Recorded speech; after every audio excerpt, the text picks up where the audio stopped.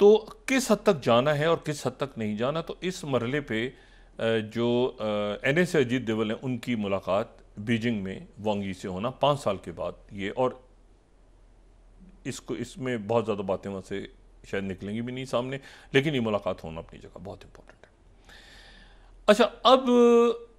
तो और मैंने कहा ना कि ये आने वाले चंद दिनों में मुख्तलिफ वाक़यात बहुत तेज़ी के साथ होंगे, और ख़ास तौर पे क्रिसमस और न्यू ईयर की छुट्टियाँ और ये सारी जो दुनिया, तो इसमें बड़े कोई रुथलेस वाक़यात भी हो सकते हैं दुनिया में, ये भी मैं आपको बताऊं। बड़े रुथलेस वाक़यात, कोई हादसात भी हो सकते हैं, कोई ऐसे वाक़यात भी हो सकते हैं जो इंतहा गैर मुतवक्को हों दुनिया भर में। इस वक्त इस्टेब्लिशमेंट, जो टेक्टोनिक सिस्टम्स हिल रहे हैं, गिर रहे हैं सारे, ये आप देखिए ना, जो सीरिया में हुआ है, जो शाम, साबिका शाम, अब वो उस जोग्राफियाई सरहदों तक महदूद तो वो नहीं रहा। इसलिए मैं उसको कहता हूँ कि वो हम जितनी जल्दी इस अपने अंदरूनी खलफिशार से निकलेंगे ना बतौर रियासत, और जो ये हम फंसे हुए हैं ना कि इंटरनेट स्लो हो गया, कमेटी बनेगी, फायर वॉल और फलाना, ये जो बहन और मुज़ाकराती कमेटी नहीं, तो ये होगा तो वो होगा, ये चंद दिनों के बाद, चंद हफ्तों के बाद हमें बतौर कौम एहसास होगा कि हमने इस पूरे वक्त में क्या कर रहे थे। ये सवाल, और मैंने कहा ना, सवाल उठेगा, ये उठेगा सवाल, और अकाबरीन के दरमियान ही उठेगा, ये एलिट और पब्लिक के दरमियान, कि आप एक मिनट, आप भी थे कहीं इसमें, अच्छा क्या कर रहे थे जी, उस वक्त हम ये डिस्कस कर रहे थे, वो पार्लियामेंट के अंदर सेशन, तो तनख्वाहें बढ़ रही थी, तो ये हो रहा था, तो वो हो रहा था, तो हम खुश हो रहे थे, हमारी जो स्टॉक मार्केट ऊपर उठ गई, तो ये हो गया, चलिए जब ये कर रहे थे। अच्छा, अब दूसरा जो इसमें बड़ी इंपॉर्टेंट बात है वो ये है कि जो कल मैंने बात की थी कि जो सीरिया में जो कुछ हुआ है,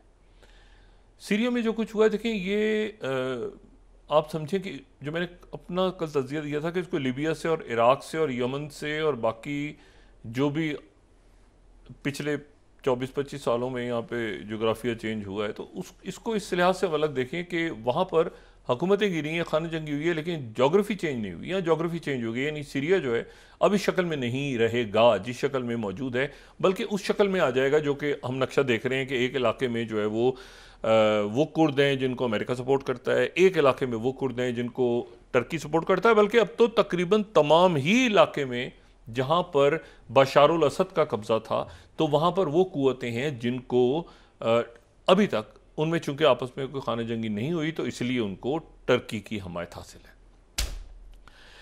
अच्छा, इसमें जो नेट इस वक्त तक सूरत, मैंने कल ही बात की थी कि इसमें सिर्फ और सिर्फ ये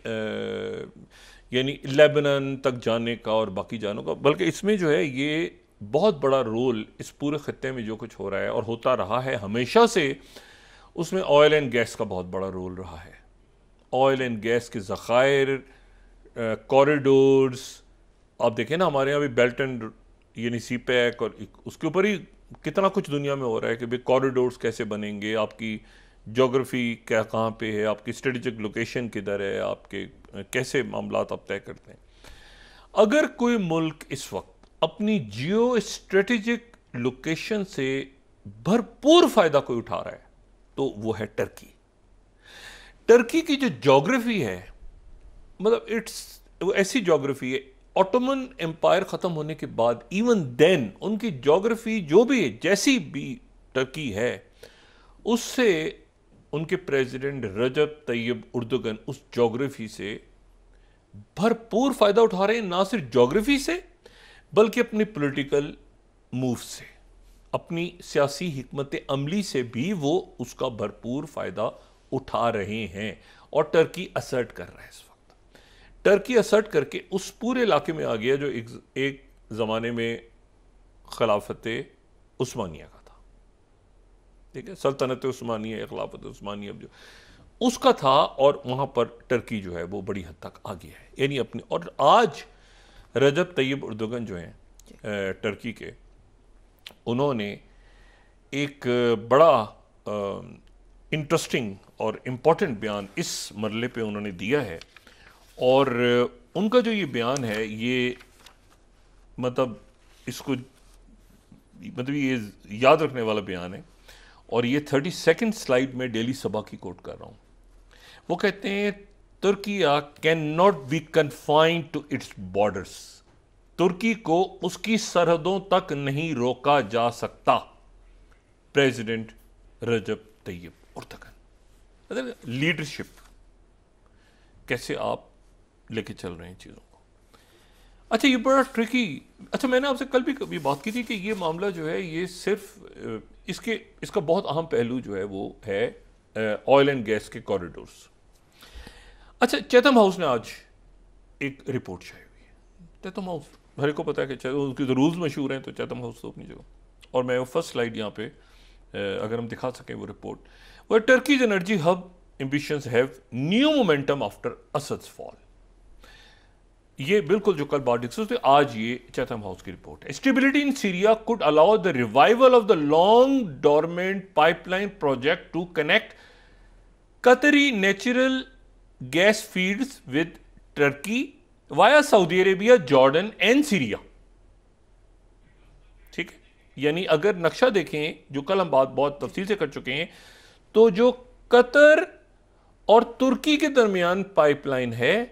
उसका रिवाइवल जो है वो मुमकिन है। और ये पूरी रिपोर्ट है फिर चैथम हाउस की कि लैंड बेस्ड रूट, वो कल मैं तफसीलन बात कर चुका हूं उसके ऊपर। और आज ये जो रिपोर्ट है ये वहां पे चैथम हाउस की वेबसाइट के ऊपर ये अवेलेबल है। तकरीबन वही बातें हैं जो मैंने कल कही थी, ठीक है। लेकिन ये अभी शाम को किसी वक्त या सुबह, आज शाम को जो है वो ये उनकी रिपोर्ट पब्लिश हुई है।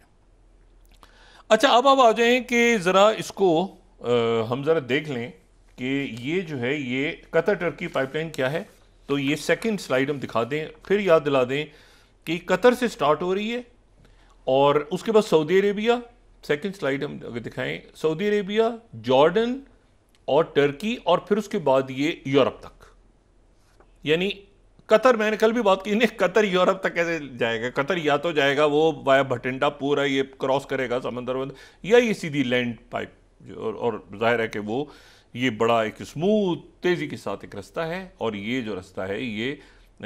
सऊदी अरेबिया और उसके बाद सीरिया, और सीरिया के बाद ये टर्की और थोड़ा सा और जॉर्डन को, सऊदी अरेबिया से जॉर्डन को टच करता है, जॉर्डन से क्रॉस करता है, टर्की से आगे जो है सीधा ये निकलता है फिर यूरोप की मंडी तक। कतर की, और आपको पता है इस वक्त वहां पे यूरोप को बहुत ज्यादा जरूरत है। और ये वो गैस है जो कि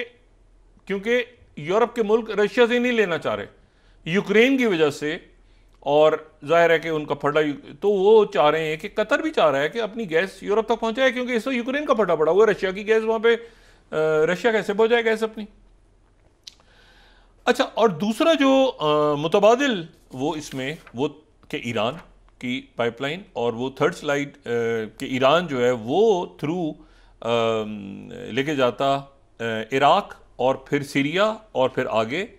अगर उसके मामलात यूरोप के साथ और इन दोनों में मुज़ाकरात हो जाते, कामयाब हो जाते पिछले चंद सालों के दौरान, तो ये मंसूबा दूसरा जो था ये अपनी जगह अब रुक गया।